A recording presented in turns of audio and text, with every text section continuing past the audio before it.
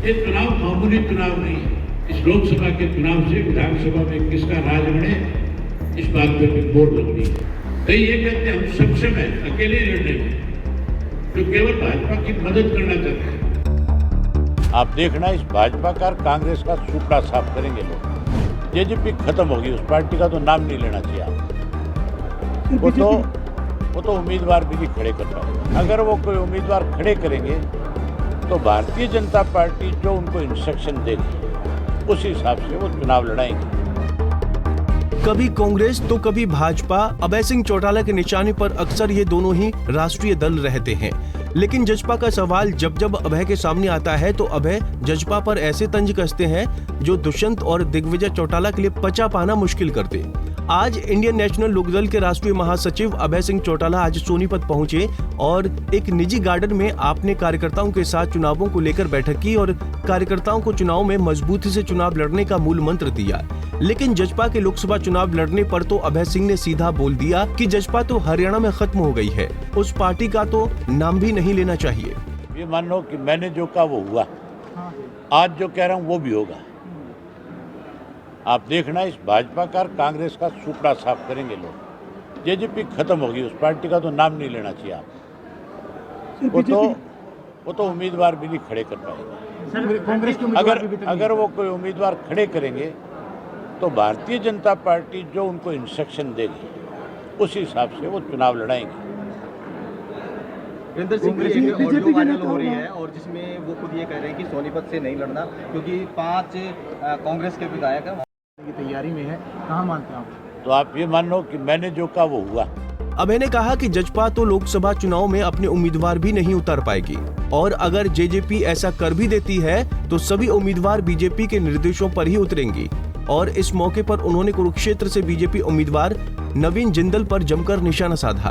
अभय ने कहा कि कभी नवीन जिंदल कोयला चोर थे और बीजेपी की वॉशिंग मशीन में धुलकर कोहिनूर हो गए। आज कुरुक्षेत्र की गली गली में शोर है, नवीन जिंदल चोर है। वहीं उन्होंने दावा किया कि INLD कुरुक्षेत्र, हिसार और सिरसा लोकसभा सीट जीतेगी। नवीन जिंदल जिसको मेरे सामने लड़ा रही है भाजपा, वो 4 दिन पहले तक कांग्रेस में था। माजरा जी बता रहे थे कि पहले उससे पैसे लिए और फिर उसको कहा था चुनाव में, उसने मना किया तो क्या मेरा जेल भेज देंगे। आखिर मजबूर होकर के बीजेपी के दफ्तर चला गया। वहां जाते पटका पहना दिया।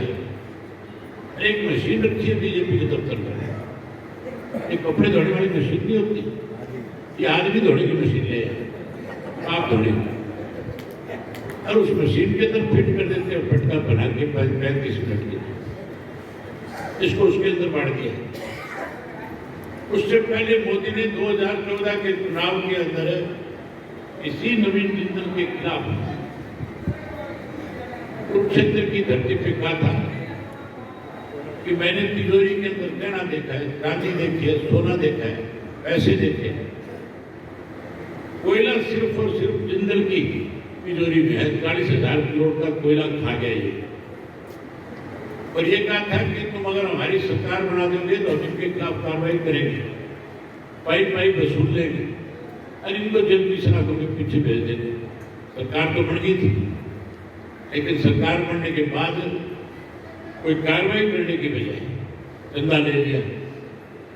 अरब चंदा लेकर के कहा कि जा चुनाव लड़ो, उस मशीन में डाल दिया और उस मशीन में डाल के जो बाहर निकले तो कहने लगे कोयला चोर जो था कोई नूर पड़ गया। अभय सिंह चौटाला ने एक तरफ नवीन जिंदल पर निशाना साधा तो दूसरी ओर अशोक तंवर पर भी एक के बाद एक तीखे तंज कसे।